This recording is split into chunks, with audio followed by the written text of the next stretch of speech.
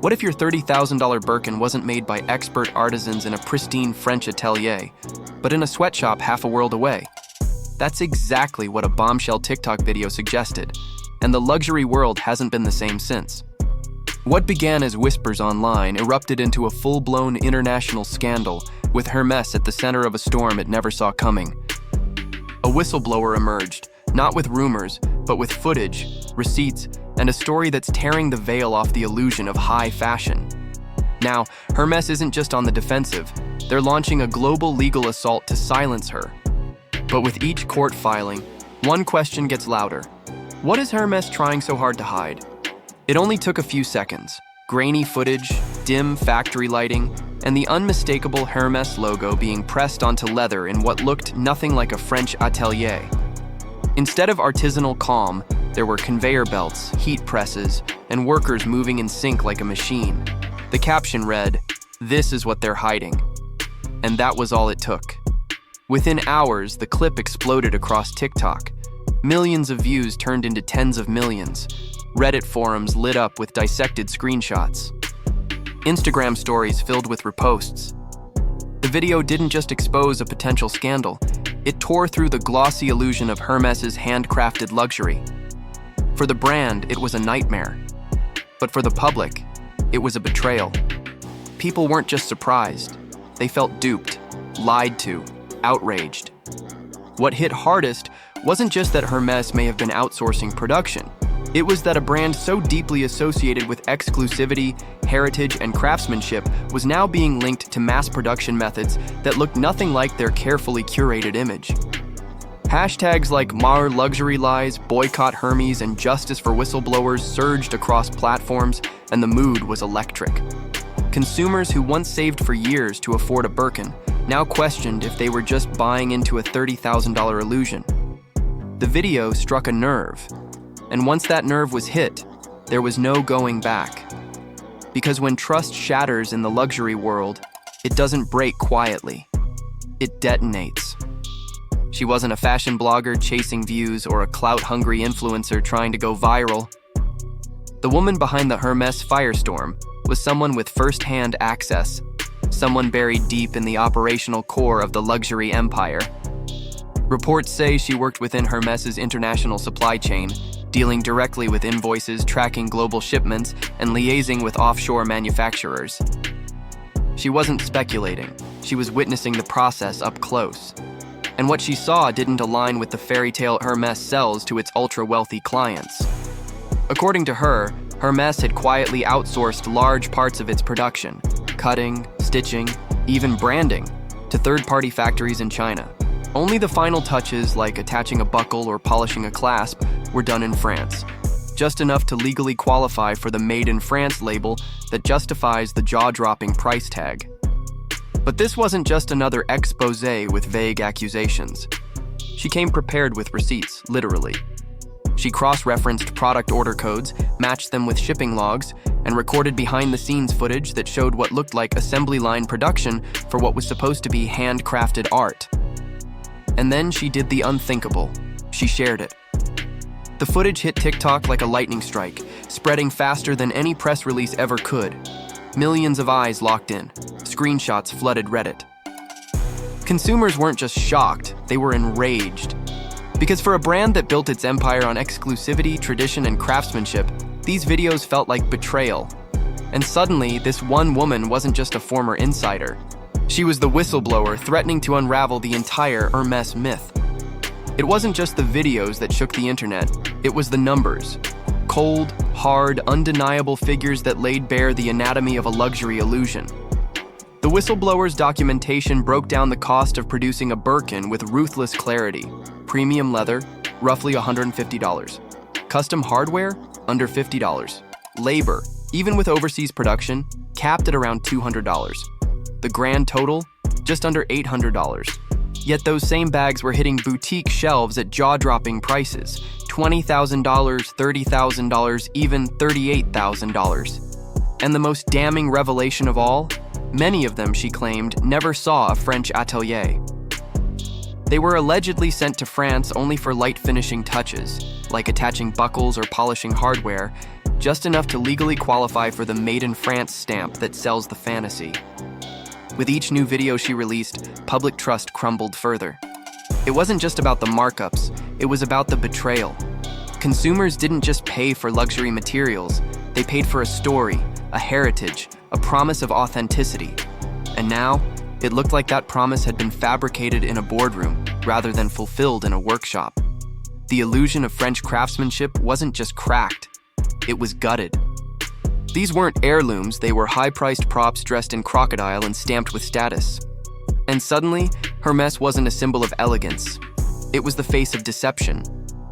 For months, Hermès watched the firestorm unfold in silence. No interviews, no press statements, no behind-the-scenes footage to prove their innocence. Just cold, calculated quiet. And when they finally did respond, it wasn't to clear the air or reassure loyal customers. It was to unleash a full-scale global lawsuit. The luxury giant accused the whistleblower of defamation, intellectual property theft, breach of non-disclosure agreements, and even industrial sabotage. But what shocked the public more than the lawsuit itself was the tone, aggressive, dismissive, and deeply corporate.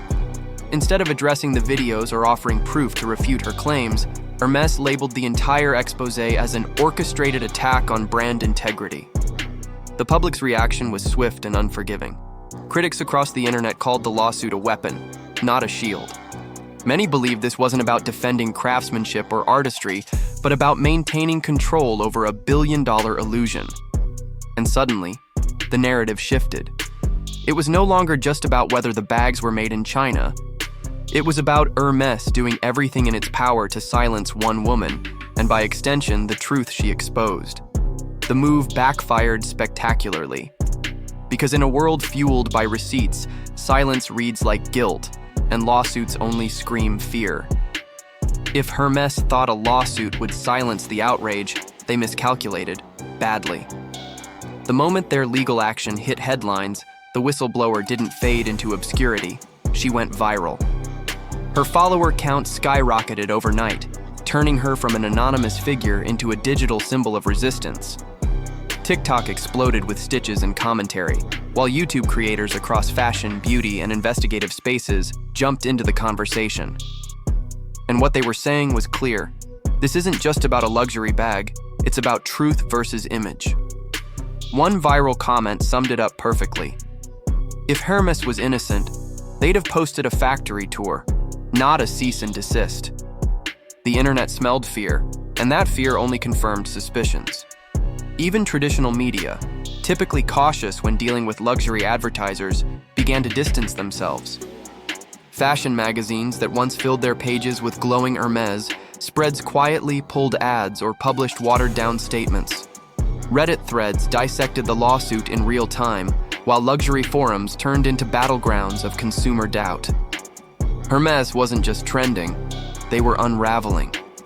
Because in the age of digital accountability, no brand, no matter how powerful, is safe from public scrutiny.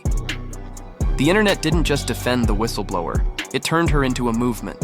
And for Hermès, that meant the fight was no longer behind closed doors. It was front and center, and the court of public opinion was already delivering its verdict. If Hermès has nothing to hide, why not just show us?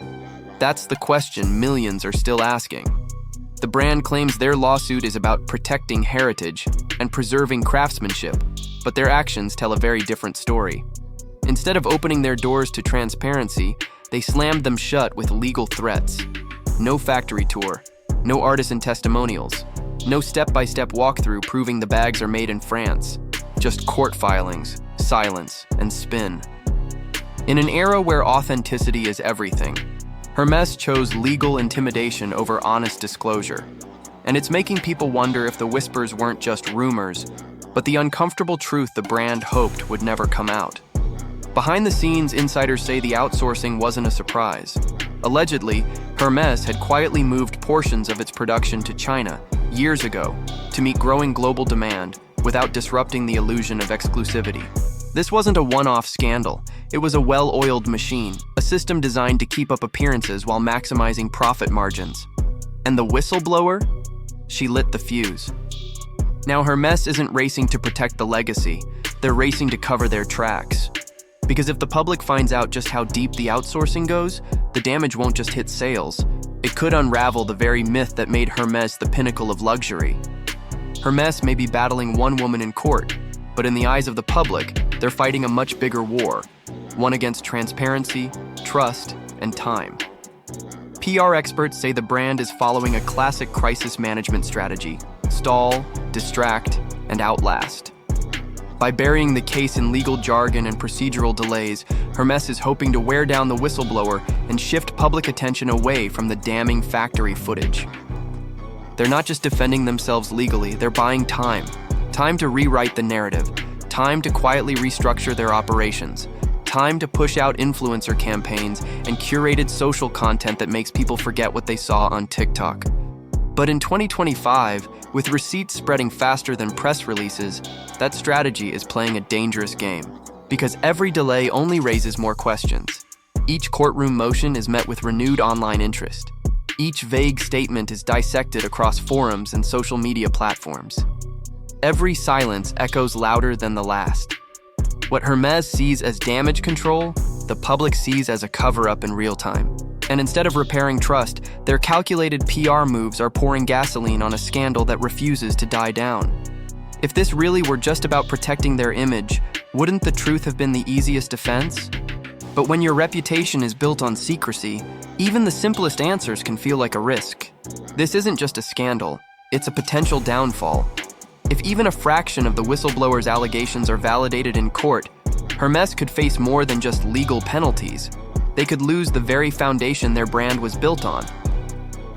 Luxury consumers don't just buy products, they buy prestige, authenticity, and heritage.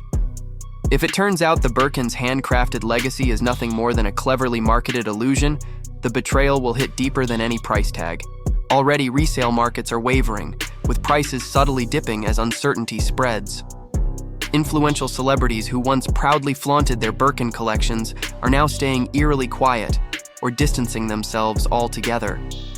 The damage isn't loud, it's quiet, strategic, reputational, and far more dangerous. What started as one woman's fight for the truth has snowballed into a reckoning for the entire luxury industry. This case is no longer about a single factory or a disputed production line, it's about consumer trust on a global scale. Because if Hermès, the gold standard of opulence, was misleading its buyers, who else is? The internet thrives on accountability, and in 2025, the truth doesn't just surface, it explodes.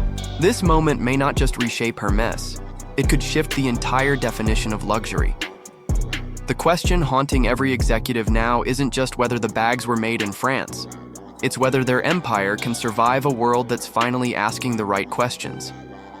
Hermès built its empire on secrecy, prestige, and the promise of perfection. But in today's world, receipts speak louder than marketing, and no amount of PR spin can erase the images burned into the internet's memory. If the whistleblower's claims continue to hold weight, this case may not just define Hermès, it could redefine luxury as a whole. It's no longer just about craftsmanship, it's about trust. And once that's broken, no amount of crocodile leather can stitch it back together. As the legal battle drags on, Hermès has a choice to make. Cling to the past or face the truth head on. Because the world isn't waiting for court decisions anymore.